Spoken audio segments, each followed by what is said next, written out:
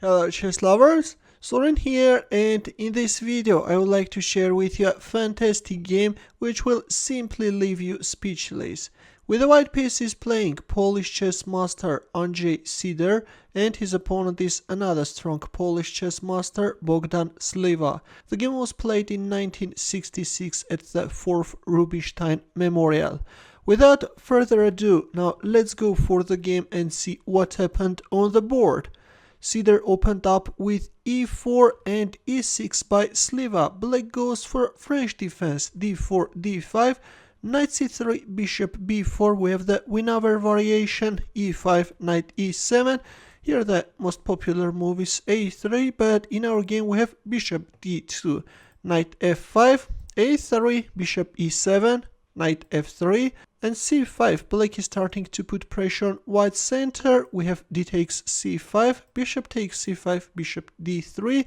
White is already threatening bishop takes f5, thus weakening black's pawn structure, and we have knight d4, after which white castled kingside, knight c6, rook e1, and h6. Black is preparing to castle kingside, and that's why he's moving away the pawn from this dangerous diagonal. Otherwise, if you castle straight away, then there is this standard bishop takes h7 sacrifice, and then the knight is coming and the queen. That's why after rook e1 we first see h6, knight takes d4, bishop takes d4, and queen g4. Finally, white queen is jumping into the game, using the fact that a dark squared bishop is absent and is targeting black's king side. King f8 by Sliwa, queen g3, white is protecting the pawn on e5, and a6. Black is first taking under control the b5 square and is preparing to play queen c7 in order to intensify the pressure on e5 and prevent any possible knight b5 jumps. King h1 by Sydor. In return, white is unpinning the pawn in order to meet queen c7 with f4. Queen c7 was played, and f4, g6, rook e2, knight e7, queen h4, knight f5, and queen f6. The queen is penetrating black's camp in order to exploit the weakened dark squares. Rook h7, and there it goes, g4. White is kicking away the knight from this active square and also is preparing to march forward by playing f5. And in here, instead of moving away his knight, black played bishop c5. Black wants to exploit the fact that the queen on f6 is misplaced and is threatening bishop e7 in order to trap the white queen. By the way, if move like knight e7, which is of course better than after rook f1, bishop d7, f5, again, white has a huge advantage and a dangerous attack.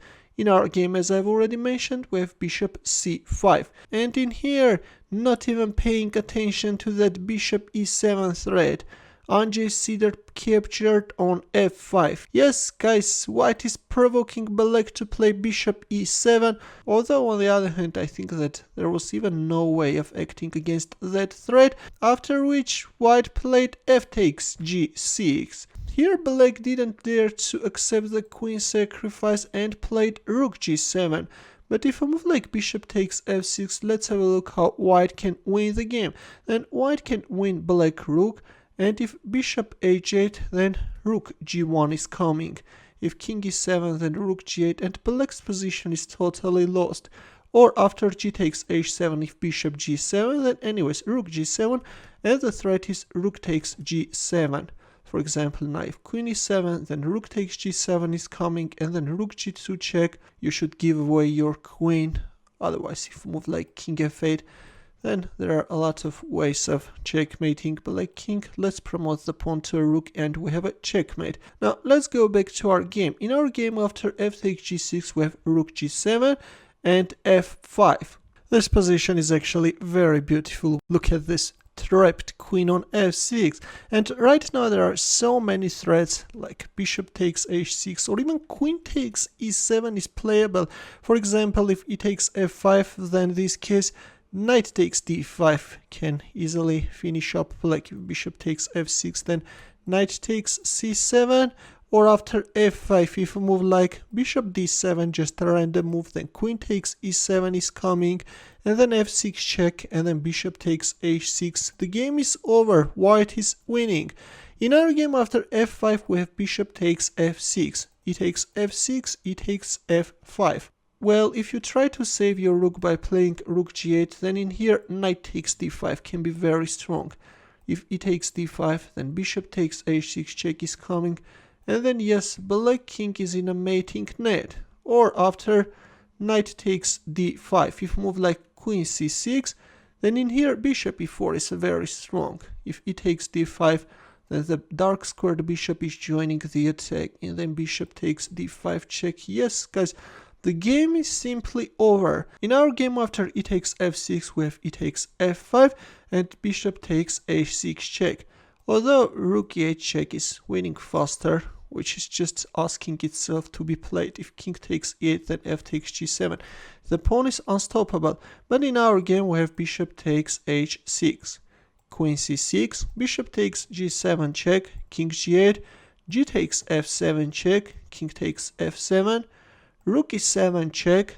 Look at this miserable king being chased by white pieces. King g8 and rook g1. Instead of rook g1, white could win faster by playing f7. Let's have a look at this forced line, and then the rook is joining the attack. And then yes, white is unleashing a very dangerous king hunt from where there is no escape, and black king is getting checkmated. But in our game we have rook g1. Here black announced a discovered check, after which Andrzej Sydor made a move and black resigned. Can you find his next move? Ready? He simply covered his king with a bishop and black resigned. Now if f takes e4, then f7 check is coming. If king h7, then in here even the simple f8 queen is winning. If you announce a discovered check, then simply knight e4. The game is over. But actually my favorite line is after king h7, going for under promotion, guys. Yes, this line simply looks astounding. And now if king g8, then white can give a discovered check and then can announce a checkmate by playing rook h7. Truly a spectacular line. That's why after bishop e4, Bogdan Sliwa resigned. This was simply an astounding game, guys. I hope that you enjoyed it greatly. Please share this game with your friends as well. Let them know about this beauty. I will see you in my next video. Good luck.